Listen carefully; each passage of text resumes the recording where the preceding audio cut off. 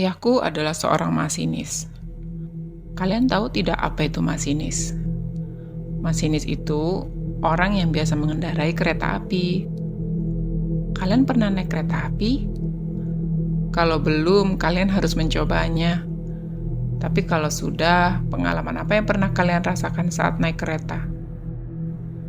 Aku pernah naik kereta api menemani ayahku saat aku libur sekolah. Dan aku mempunyai pengalaman yang sangat luar biasa. Saat itu aku duduk di ruang kokpit. Ayahku sedang di ruang kerjanya, yaitu di ruang kemudi. Rencananya kami akan menginap sekalian jalan-jalan di kota yang akan kami tuju ini. Sesekali ayahku masuk ke ruangan kokpit untuk menemaniku atau hanya bercanda seperti biasanya. Karena perjalanan yang akan kami tuju lumayan jauh dan lumayan lama, sekitar 6 jam perjalanan. Kakak pramugari sering masuk ke ruangan itu untuk menemaniku mengobrol. Sesekali, aku juga ikut kakak-kakak pramugari untuk keliling gerbong kereta. Aku mengikuti kakak pramugari berputar dari gerbong satu ke gerbong yang lain untuk menawarkan makanan atau camilan untuk para penumpang. Saat itu mungkin sekitar pukul 4 sore. Cuaca di luar hujan sangat lebat, dan perjalanan kami banyak melewati hutan-hutan yang masih rimbun dan banyak hewan-hewan liar. Beberapa kali kereta kami berhenti karena ada suatu kendala di bagian mesinnya. Terlihat ayahku juga beberapa kali turun untuk melihat kondisi bagian mesin.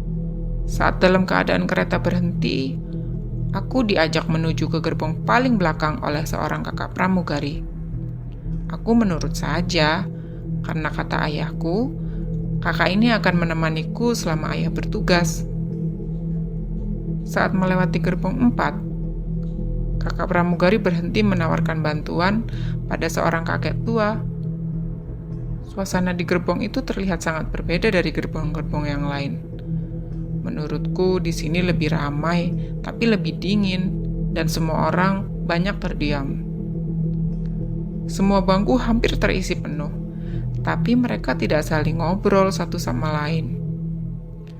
Kakek-kakek tadi kedinginan di pinggir pintu, tapi mataku justru tertuju pada anak kecil yang duduk dengan ibunya di dekat pintu toilet.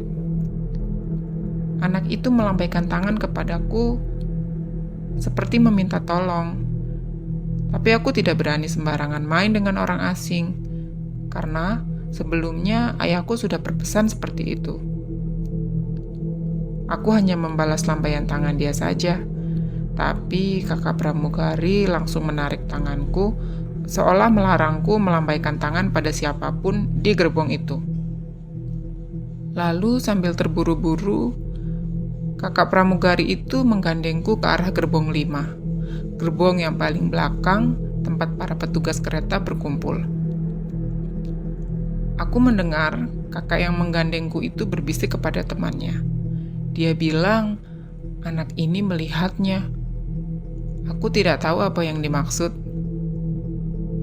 Di luar hujan masih sangat lebat, dan kereta kami masih berhenti di tengah hutan. Tiba-tiba mataku tertuju ke pintu gerbong 4. Aku melihat anak perempuan yang tadi melambaikan tangan ke arahku, memanggilku dari balik pintu pembatas. Aku bingung dari mana dia tahu namaku, sedangkan kami belum sempat berkenalan tadi. Aku hanya membalas senyum, dan aku mencoba mendekati pintu pembatas itu. Saat kami semakin dekat, dia berbicara sesuatu kepadaku. Dia bilang, tolong, karena gerbong 4 adalah gerbong yang spesial. Aku tidak tahu apa yang dimaksud. Aku tanya kenapa. Dia menjawab, gerbong 4 adalah gerbong menuju keabadian. Aku benar-benar tidak tahu apa yang dia maksud. Lalu tiba-tiba kakak pramugari tadi memanggilku dengan cemas. Aku kembali duduk di dekat kakak pramugari yang tadi, dan kereta sudah mulai jalan. Aku bertanya beberapa hal yang membuatku penasaran. khususnya tentang gerbong 4 yang terasa dingin dibanding gerbong-gerbong lainnya. Dan orang-orang yang tidak seramah gerbong-gerbong lainnya, serta anak kecil yang menyapaku tadi. Dengan gugup dan sedikit takut, kakak pramugari tadi menarikku ke bangku paling belakang dan bertanya kepadaku, "Kamu merasakan itu semua?"